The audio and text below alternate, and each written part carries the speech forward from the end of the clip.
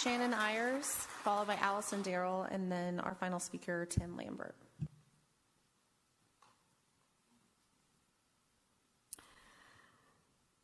To say that I'm disappointed in the legislative priorities, particularly the whole child priority and the leadership of Superintendent Waldrop, would be an understatement.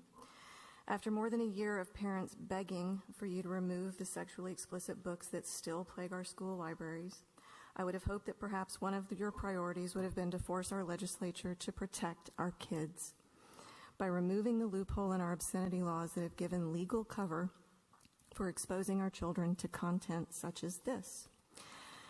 Daddy crept through the door to the side of her bed. She tried to sit up, but Daddy pushed her gently back down against the mattress. Stay just like that for Daddy. I want to teach you something new. He lifted her nightgown, coaxed her thoroughbred legs apart. I could tell she was afraid. This wasn't her daddy. This was a demon, his evil, hard, and sharp as a steel blade, ready to slice into her. It did.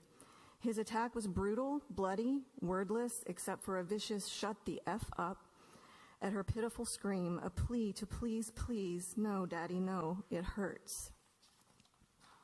When Daddy finished, he burrowed his face into Kaylee's hair and wept. Confused at his tears and at the sticky stuff icing her hands, Kaylee still pleaded, "Don't cry, Daddy. What's the matter? Didn't I love you good enough?"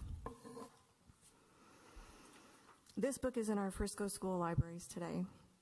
I've heard the excuse that it's a violation of the student's First Amendment rights to pull a book from the library without due process. Is it also a violation of a student's Second Amendment rights not to allow them to come to school with a gun? Of course not, because we are talking about children, as you have mentioned multiple times tonight. They are not afforded all the same rights as adults are, and for good reason.